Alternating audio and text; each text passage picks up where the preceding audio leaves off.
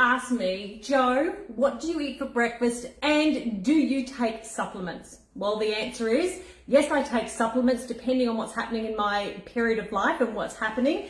And yes, I do eat breakfast and I have a variety of things. But today, it doesn't look all flash at the moment, but I'm having my smoothie. So if you haven't seen my smoothie recipe, I will pop it out another one a bit later on. But there's a lot of good nutrients that I pack into this and I can drink it quite easily and it is so healthy. Now, whether you're watching your waistline or losing weight, this has got my super greens in. So I have it packed, loaded with spinach, so we have iron. I have celery in here, which helps with potassium and fiber, which helps with fluid. I have my blueberries because they're antioxidants. It makes it taste a bit sweeter. I have avocado because we also want to have your good oils in your day because good fats help burn fat. Yes, so it's in there. I have a protein powder, which is a collagen protein powder, which helps with muscle repair. So that's also loaded in there. And I have my ginger, which helps with warming and circulation. I have turmeric in there, which works as an antioxidant. And I have cinnamon, which helps with reducing blood pressure. Not that I have blood pressure, but it helps to keep my heart strong, okay? And that's pretty well what I pop in. Oh, sorry, and I put in pepper because pepper works with turmeric. I don't know why, they just work together as a team and it helps to activate it. So that's what I do, and I just need to add some water and then put it into my Ninja. And I have that for breakfast. Now, when I look at other vitamin minerals, and I don't always have that every day. I have other things as well, but I do enjoy my smoothie. Now, at the moment, I've been talking a lot about hormones. I mean, I'm in my 50s. Yes, I've had perimenopause, premenopause, all the menopauses you can think. I've had hot flushes. I've had everything, right? And I still get them even 6 years down the track. But I don't have any big pharma stuff. I do things myself and I manage it with good health, healthy eating, reducing your sugars, cutting back on alcohol. I don't have a great deal of alcohol anyway. Reducing your caffeine. Sometimes, yes, I do have decaffeinated coffee. But there's lots of things that you can do to control your hormones as well, besides having big pharma medication. Now, when I look at your vitamin minerals, you can also help these things that are happening because you could also have high cortisol, insomnia, the flushes, irritability. And I use, for me, the Femula Forte. Now, this has got black cohosh in. Do check before you just randomly go and take black cohosh because it's not for everyone. But I do use this one here to help with the insomnia, hot flushes, but it helps with all these things, night sweats, etc. Now, what could also be happening is that, we put everything down to menopause, but could it be all menopause? Because if you're irritable, cranky, and all these other things, that can still come down to the food you're eating. So if you're on a crap diet, you're going to have a roller coaster of emotions. It's got nothing to do with your hormones. Everyone blames it on hormones and they get a really bad rap.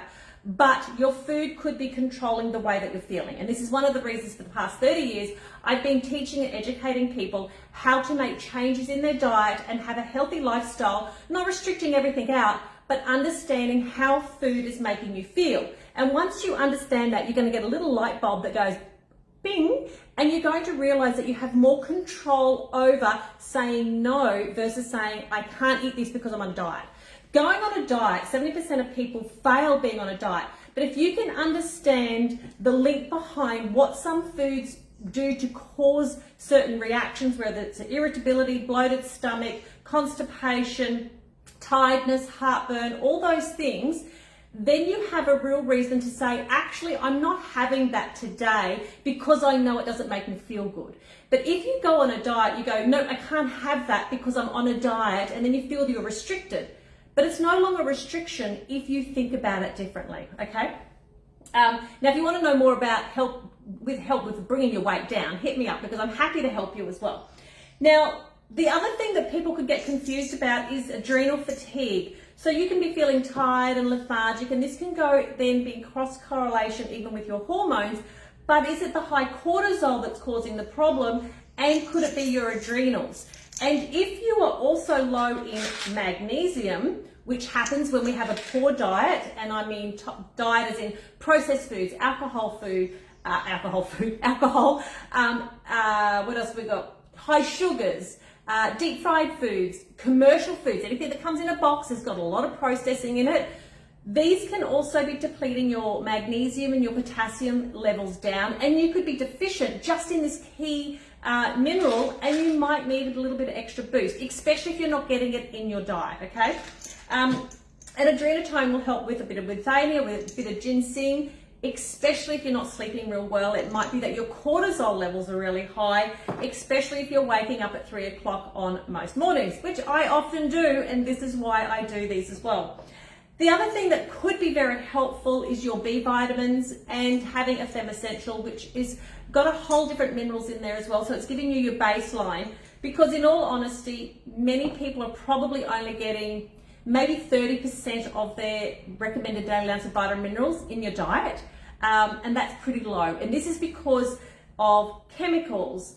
We don't know where our food comes from. Woolworths and Coles store our food. Even our fresh fruit and vegetables could be stored for over a year in their fridge and holding things. So that means the longer they've been stored, the less nutrients you're going to get out of them. So this means that they're deficient before you've even started. Even though you feel you're eating healthy, you still may not be obtaining the right nutrients from the food that you're eating, okay? And then we've got to go through the cooking process. So all these stages depletes out your vitamin minerals. But anyway, I'm just going to add a little bit of water here. So I'm going to have my nutrients in my Ninja.